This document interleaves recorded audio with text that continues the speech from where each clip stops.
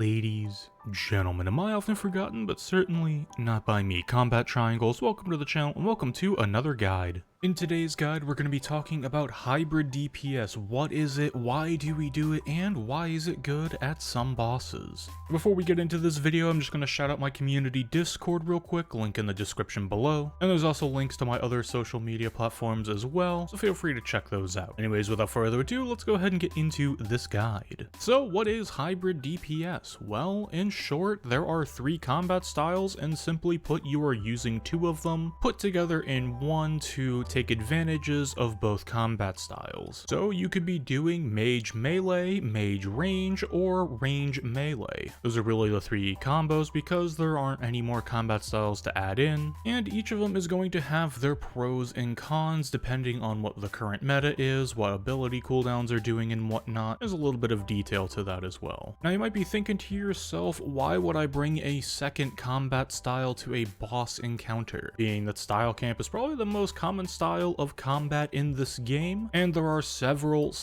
rotations out there based around style camping. However, we have to take a look at a couple things and think about a few situations in which we can take advantage of a second combat style. The biggest reason to do hybrid though is when we look at the ultimate abilities themselves for each of the respective combat styles. For instance, Sunshine, Death Swiftness, and Berserk all have 1-minute cooldowns, but only last anywhere from 20 to 37 seconds, depending on different factors and boosts and whatnot for each of the abilities, which leaves you with anywhere from a 23 to a 40-second window of reduced damage as far as your rotation is concerned, because you're no longer under the effects of an ultimate ability. And since none of these share cooldowns, and what I mean by that is if you press Sunshine, Death Swiftness doesn't go on cooldown, or Berserk doesn't go on cooldown. Kind of like if you're not using Lang swords, you can press Hurricane or you can press Destroy and they would share cooldowns. The other ability would go on cooldown. Or if you press Corruption Blast, Corruption Shot will also go on cooldown. Some abilities between the combat styles are tied together, but the ultimate abilities are not. And so instead of waiting this period of time while you're just not doing anything, you're kind of doing some in-between ultimate rotations, maybe you're using something like ECB or ZGS or EZK or something like that, you're using the second combat style to then go ahead and just go straight into another ultimate. Now where some of the difficulty comes in with this is managing cooldowns with Adrenaline Potion or Limitless Sigil, and making sure you have enough adrenaline to go into the next ultimate, because sometimes at the tail end of an ultimate you're going to be lower on adrenaline because you tried to dump out as many thresholds as you can at the tail end just to get as much damage out as possible. So we have to augment our rotations a little bit, but this is the main benefit of doing hybrid, is instead of going for some in-between ultimate rotations, you just go for another ultimate. And this principle will hold true regardless of the tier of gear that you're using. Back on Solak release, hybrid was just as effective when it was just 4 ticking magic and a standard berserk, and it worked rather effectively. And so you could arguably do hybrid setups with any tier of gear, and the principle will still remain true of that you can get the benefits of different ultimates faster, thus producing more damage. So now you might be thinking to yourself, wow, this is great, I'm gonna use hybrid everywhere. However, there's a few factors that we need to check at a boss before we can confirm that it is hybridable. The first thing to consider when wanting to hybrid a boss is, does it have a high defense level? Because we can't have 2 Zerk auras activated at once, so the problem therein lies is that we don't get the stat boost as we would with a style camp. And we're left with using auras such as Majorat Dark Magic or Inspiration or even Supreme Invigorate. And so depending on the boss that you want to look at, you may have to take accuracy into consideration. For instance, most people do not hybrid at Virago because the defense is so high that it's not really worthwhile, outside of some extreme cases with record hunting and whatnot, or places like Telos as well. There were some points in time where Telos was hybrided as far as a record was concerned, but this was back when people were doing things as ridiculous as aura swapping for phases just to try and get a world record. But as far as normal methods are concerned for just farming out bosses that have high defense, typically Hybrid is not as advantageous as you might think. Now the second thing you need to keep in mind when choosing a boss to Hybrid is the boss fight and the HP pools for each of its phases. Now what do I mean by this? Alright, if you're doing a boss that is anywhere from 30 seconds to 1 minute long, Hybrid probably is not going to be worthwhile because it's just going to be better off to finish off the last bit of HP with maybe a couple thresholds or a weapon spec of some kind, rather than starting up an entire new ultimate rotation, and it's not really worth the effort at those places, such as like God Wars 2 or something like that. Basically, you need to make sure that the boss has enough HP per phase to where an ultimate is worthwhile, and that the boss doesn't force you away at awkward points in time or something like that, to where you can continuously do damage. Something like Terraket and ED3 I don't really see getting hybrided, just because the boss is set up in a way to where you only really need one combat style to cruise through it. However, through other parts of the dungeon, hybrid would be perfectly acceptable as you're sharing AoE abilities between two styles, and Ambassador has a lot of HP for each of his phases, and with a hybrid setup you can also take advantage of things like the disco skip or Roomba skip or whatever you would like to call it, where you just skip the spinner phase. And as newer bosses come into the game with lower and lower defense requirements, hybrid is going to be very advantageous at these places because HP pools seem to be getting bigger per phase and defense is going down, which is why you're seeing hybrid used more and more at different bosses.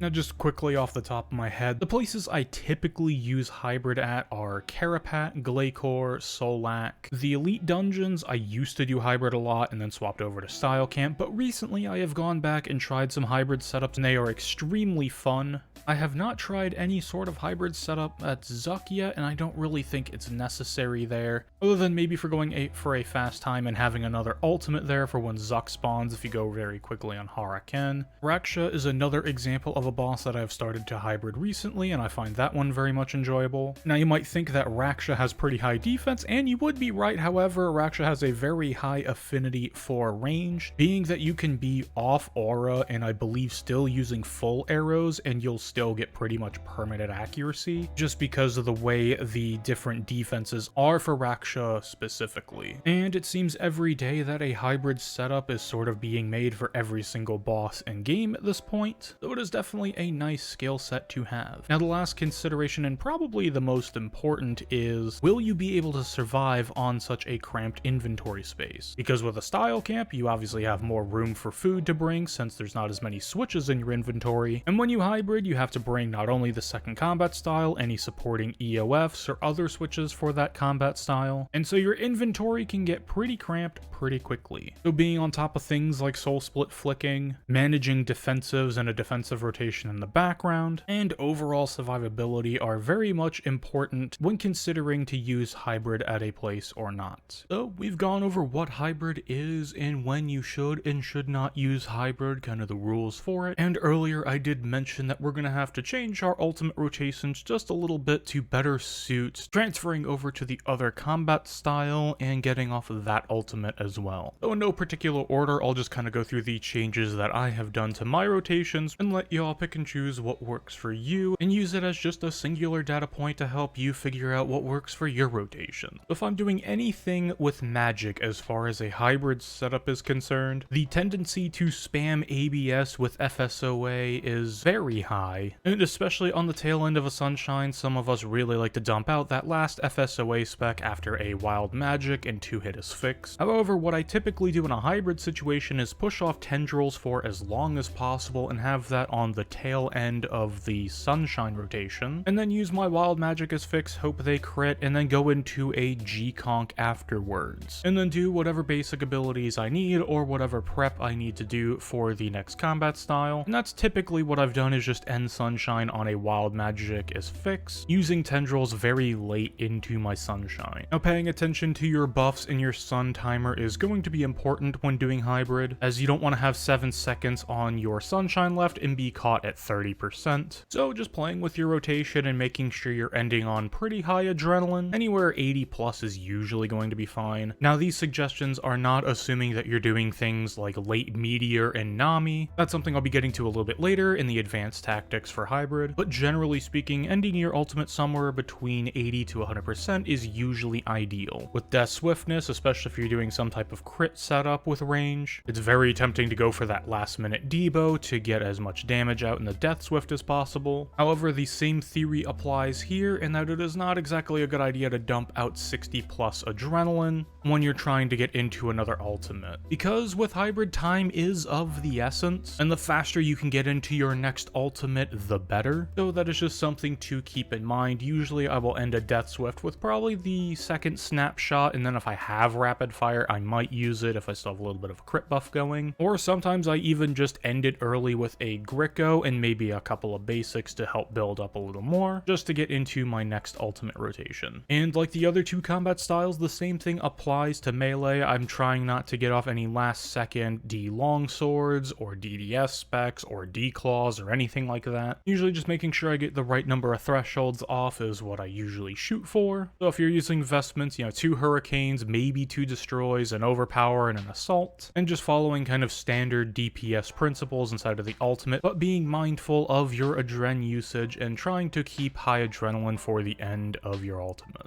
So the last thing we're going to talk about in this video is some of the more advanced tactics that arise when you bring in a second combat style. So the first thing we need to look at are the adrenaline buffing ultimates in game. With each combat style, there is an ultimate ability that will grant you a 30-second period in which if you crit during that period, you will gain 10% adrenaline. For magic, this is Tsunami. For range, this is Incendiary Shot. And for melee, this is Meteor Strike. And just like the other ultimate abilities, these do not share cooldowns. You can proc them independently to your heart's content. So with some of the issues we talked about earlier as far as adrenaline management, some of these advanced tactics really help out in that department, because since the game is currently on a crit meta, being we're using things like Reaver's Ring, Calgurian Demon, we have Biting 4. I mean, it seems like at this point every single slot is going to give crit chance at some point, then that's just the meta we're in, so we might as well make the best of it. Now the difficulty that comes with using these ultimates is they are somewhat costly, being that with range and melee they both cost 100%. Magic you can get down with Insight Fear, however this does cause some problems when it comes to rotations. Now typically what people are doing is either using a dummy beforehand to get one of them,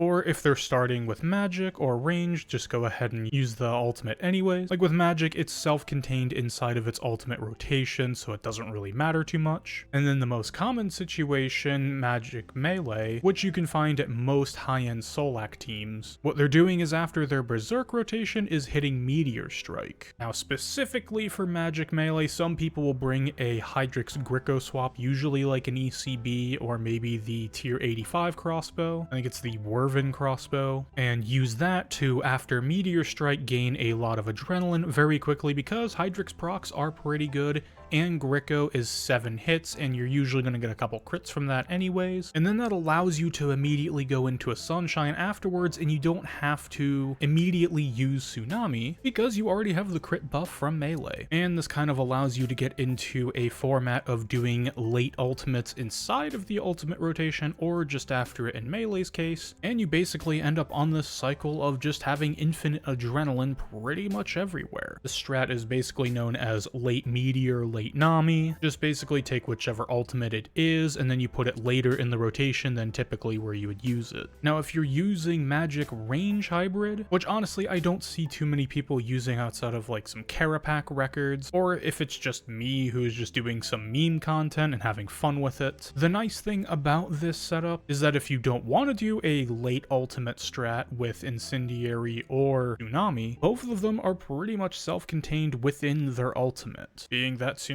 you can just use again inside of its Sunshine, and with Death Spore arrows, since you're already on a crit setup for making magic usable, using Death Spore arrows in that setup is not the most obnoxious thing in the world, and you can relatively quickly build up 5 Death Spore stacks, hit Death Swift and Incendiary Shot, and you are off to the races after that. Now, as far as range melee Brit is concerned, this was mostly done from 2020 after Raksha release up until Carapac release, use with FSOA. And this happened to be the method at Solak, and honestly it was a lot of fun, but post FSOA release it has kind of died as a hybrid setup. However, I've been having fun with it recently, and honestly that's the reason I do a setup really in the first place. I'm not one to really go out for, you know, the perfect damage setup or the perfect boss kill setup. I'm just here to spam buttons and have a good time and see damage numbers fly everywhere. So I'm fine with doing some of these. So I'm more comfortable with just going out and trying out some of these, you know, backwards or more unorthodox setups. And recently, range melee has been quite a bit of fun because you can use the same principle of late meteor after your Zerk, and it makes using incendiary shot free inside of your Death Swift because you're going to build up to 100% anyway. And if you want to use D-Spore to get a free incendiary shot, that's even more damage going out. And as where with magic melee, you have to bring a Gricko swap, you already have the range combat style with you, so you can just hit Gricko as you're swapping away from melee, after using your meteor strike, that is. And it's honestly a really fun setup. Now, normally in this guide, this is where I would start to incorporate some example rotations, where I kind of go into a live commentary setup over at Combat Dummies, and show off some presets and some ideas, and kind of just give a real world example of everything we've just talked about. However, if I started going through all of these concepts but in example rotations, we would be here for probably another 15 minutes. So keep your eye out on the channel for a follow-up video to this DPS guide, showing off the example rotations for all of the hybrid setups and kind of doing a recap on the things that were said here, while also giving a real world example. Alrighty, to kind of recap here, we explained what hybrid is, the kind of situations you may or may not be using hybrid in, and some of kind of the things you need to look out for to decide if you want to use a hybrid rotation or not. I kind of gave a general guide on where I use hybrid in other places that I've tested so far, and some of the more popular locations that it is used, and we went over some of the advanced tactics tied to hybrid DPS in a sort of big picture format. I wanted to keep the ideas here kind of broad and more simple, so that way people can kind of take them in, let them set for a while and understand them. And then in the coming weeks we will have the example rotations coming out, and I know that my rotations are not nearly the best possible rotations for hybrid. I am ever learning and changing on this game, just like I'm sure all of you out there are, and I think that'll be a good springboard for some types of discussion on these setups. But anyways, I hope you found this video helpful, and let's go ahead and roll that outro. Ladies, gentlemen, and I did not forget about you, Combat Triangles. Thank you very much for watching. Your viewership is greatly appreciated. Have a wonderful morning, evening, afternoon, nighttime, whatever it is, wherever you are, and I will see you next time for the next guide. Peace.